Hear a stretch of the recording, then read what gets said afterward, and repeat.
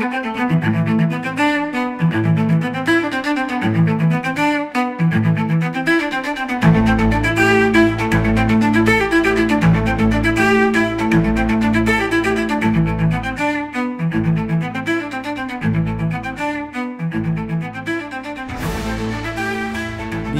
alors là, on a un cas d'école. Dominique Voynet, l'écolo bobo, pro-vaccination, contre le nucléaire, pour que les gens restent dans la merde, pour que les Comoriens continuent à investir Mayotte au détriment des Mahorais, et puis évidemment pour le droit du sol, etc. Enfin, vraiment la nana, elle remplit toutes les cases. D'ailleurs, vous le voyez sur sa gueule, c'est la bonne gueule de l'écolo bobo, quoi. Plein de fric, hein, mais qui fait semblant d'être pauvre. C'est-à-dire, elle n'a pas les moyens d'aller chez un coiffeur, mais par contre, elle est blindée de pognon parce qu'elle a eu toute sa vie des gens qui l'ont placée, qui l'ont proposé des bonnes planques où elle a pu se rincer et s'enrichir. Là, c'est à nouveau le cas. Donc, elle est députée, elle touche 10 000 balles. Et là, elle va être dans ce poste-là, elle a encore touché 10 000 balles. Enfin, mais par contre, quand vous les voyez, vous auriez presque envie de leur donner la pièce, tellement ils sont dans l'impression des SDF, quoi. Ils sont horribles. Ils ont des gueules de déterrés. Je vous dis, elle va jamais chez le coiffeur. Enfin, c'est un épouvantail, quoi, quand tu la vois, la nana. Je plains les mecs, hein, parce que franchement, c'est vraiment le prototype même du repoussoir, quoi. Et vous allez voir, hein, on va entendre, vous allez voir, Mayotte, catastrophe, elle était présidente de la RS à Mayotte, catastrophe, elle a eu 60% des voix aux dernières législatives, c'est-à-dire que les Français veulent ça, pas de problème. Hein, on a les décomptes des voix et tout, alors on me dirait, oui, il y a des triches. Non, il n'y a pas de triche, le Français est con, je vous ai déjà dit que le Français est con. Donc ils votent pour quelqu'un qui a foutu en l'air toute l'industrie nucléaire. Hein. En 1 heure, elle a sabré 30 ans de nucléaire, de 30 ans d'avance qu'avait la France en nucléaire. C'est-à-dire, c'est le genre de nana qui te dézingue tout, qui t'oblige à te picouser, mais qui est pour l'écologie. Enfin, toujours pareil, les mêmes partout, celle qui est certainement pour les ZFE, pour que les critères 3 n'arrivent pas, les peaux, que les gueux ne puissent plus aller soigner. C'est ce genre d'individu qu'on a, hein, à l'Assemblée nationale. 60% des gens ont voté pour ça, des vrais cons, des Français. Donc, après tout, pourquoi pas? Il faut que ça continue. Il n'y a pas de raison qu'on s'arrête là. Puisque les Français veulent ça, bah, ils vont l'avoir.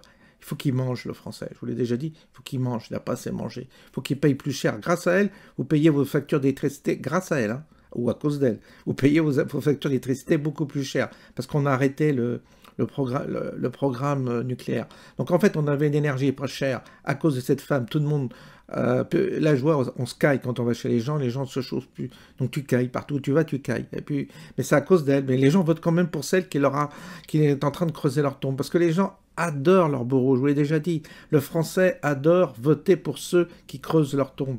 Donc c'est logique. Il y a un processus sadomaso, autodestructeur chez le Français qui est très curieux, c'est une maladie mentale, c'est le syndrome de Stockholm, etc. Vous savez, les psychologues vous répondront que c'est tout à fait normal, l'homme aime fabriquer sa propre fin, sa propre destruction, et là on en a l'illustration. Alors vous allez écouter successivement les gens qui ont parlé de cette dame, qui en parlent admirablement bien, et ça vous permettra de voir à quel point il faut être idiot, mais vraiment idiot, teubé, pour voter pour une espèce de machin horrible comme ça, un épouvantail, là, il est horrible, quoi, un machin horrible. Voilà, tout ce que je peux dire.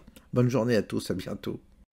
Elle disait encore il y a quelques semaines vouloir s'aborder le nucléaire. Elle assume aussi avoir coulé le nucléaire en France quand elle représentait le gouvernement Jospin en 1997 à Bruxelles et qu'elle était son ministre de l'Environnement. Le nucléaire est une technologie dangereuse, répète-t-elle à l'envi depuis des années.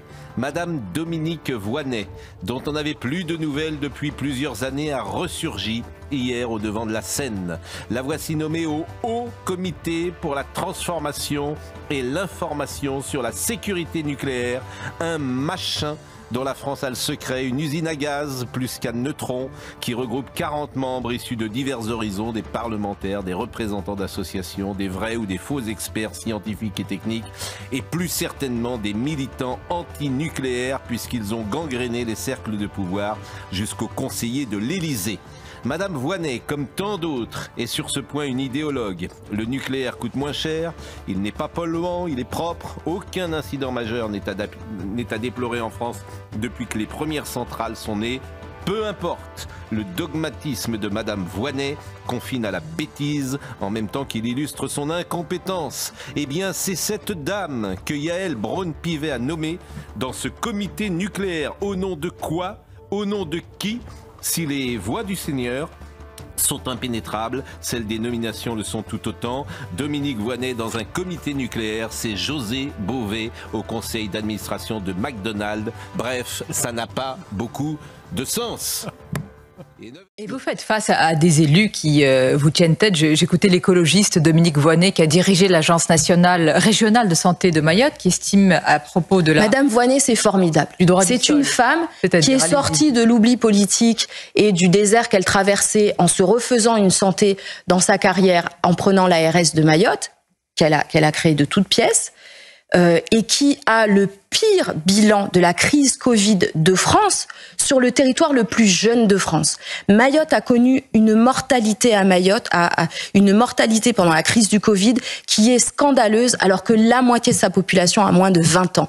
C'est un désert sanitaire. Le bilan de Madame Voynet à Mayotte, c'est une catastrophe qui devrait être jugée, et je pèse mes mots. Et cette femme se permet de prendre la parole systématiquement pour Mayotte en crachant sur les Mahorais matin, midi et soir dans chacune de ses prises de parole. Elle rejette l'idée selon laquelle les Comoriennes se précipiteraient à Mayotte pour espérer mettre au monde un enfant français. C'est à se demander ce qu'elle a fait à l'ARS, et c'est à se demander ce qu'elle a fait à l'ARS, puisque c'est 67% des naissances à l'hôpital de Mayotte. L'hôpital de Mayotte qui a rendu gratuit l'accouchement pour les étrangères par dérogation. On en est là. Et donc on a toute une partie de la gauche qui conteste le fait que Mayotte est française, qui sous-entend qu'il ne devrait pas y avoir de frontières entre Mayotte et les Comores. Et c'est ça le fond du sujet. J'avais reçu mandat de tout faire pour que le nucléaire ne soit pas exclu de cette liste. Et j'étais donc partie à Bruxelles en traînant un peu les pieds. Et je rencontre mon homologue anglais qui me dit avoir le même mandat. Le tour de table commence et on était les deux seuls États à ne pas pouvoir se rallier à une position fermement antinucléaire. Suspension de séance. J'ai rediscuté avec mon homologue anglais et nous avons convenu, lui et moi, d'appeler nos gouvernements à Londres et à Paris. Alors j'appelle Paris et j'explique à Matignon que je suis désolée, mais que le Britannique est en train de lâcher et que je vais me retrouver isolée. C'est ce que déteste la France. Être isolée en Europe, c'est quelque chose qui est impossible. Pendant ce temps, le Britannique appelle Londres et dit la Française est en train de lâcher, je vais me retrouver isolée. Et on est revenu hilar l'un et l'autre avec finalement un grand soulagement parce que nous avions reçu la consigne de tout faire pour ne pas être isolés. Donc nous avons pu annoncer que finalement nous pouvions nous rallier à la position commune. Donc je suis rentrée à Paris, moi très contente de voir que le nucléaire ne pouvait pas faire partie des technologies retenues au titre du mécanisme de développement propre. Bonjour. Directrice de l'ARS, Bruno le disait à l'instant, vous l'avez également souligné dans votre communiqué hier, 21 043 personnes ont reçu au moins une injection vaccinale aujourd'hui à l'heure actuelle, enfin au 19 avril plutôt, ça représente 8% de la population si on se base sur les chiffres de l'INSEE de 2017. Comment vous expliquez cette faible mobilisation aujourd'hui pour se faire vacciner à Mayotte ? Je me l'explique mal et elle me préoccupe. En janvier, on n'avait pas de vaccin, on n'avait pas le supercongélateur, on a dû se rouler par terre pour que Paris nous écoute. On nous a envoyé des vaccins, beaucoup de vaccins, plus que chez nos voisins de la Réunion. On avait mis en avant le fait que d'habitude, les campagnes de vaccination avaient beaucoup de succès à Mayotte. Le rattrapage vaccinal pour les enfants a toujours bien marché. Et là, on constate que les gens ne viennent pas au centre de vaccination malgré nos efforts. On nous a dit qu'il faut aller plus près des personnes. On fait des centres de vaccination dans tous les villages, à tour de rôle. On nous a dit il faut ouvrir le samedi. On a ouvert le samedi. On nous a dit il faut ouvrir plus longtemps dans la journée. On n'a eu personne. On nous a dit il faut ouvrir plus tôt le matin. On n'a pas eu forcément plus de monde non plus. On a le meilleur vaccin, celui qui fonctionne contre le variant sud-africain qui est présent à Mayotte. Et on constate effectivement que les rumeurs continuent à circuler et que les personnes continuent à penser que finalement le Covid, c'est pas si grave. Je rappelle que la deuxième vague a été meurtrière ici, qu'on a eu nettement plus de morts que lors de la première vague, des personnes plus jeunes, des personnes en bon état général, et que le Covid ne pouvait pas seul, que les maladies dont elles étaient porteuses ne pouvaient pas expliquer seules la gravité des cas. On a encore des personnes en réanimation aujourd'hui à Mayotte et on voit remonter le nombre de cas et le taux de positifs. Donc je suis très préoccupée. Je n'ai pas envie qu'on soit amené à reconfiner, qu'on soit amené à refermer les écoles. Je crois que notre destin est dans nos mains. On pourrait revivre une troisième vague. On a deux méthodes devant nous. Le respect des gestes barrières, je constate que c'est devenu absolument facultatif partout. Quand on voit les photos qui circulent sur Facebook et qui montrent les rassemblements festifs, les rassemblements sportifs et les rassemblements politiques, on se dit que les gens n'ont pas pris conscience du pouvoir qu'ils avaient dans leurs mains en respectant ces gestes. Et puis il y a bien sûr la vaccination.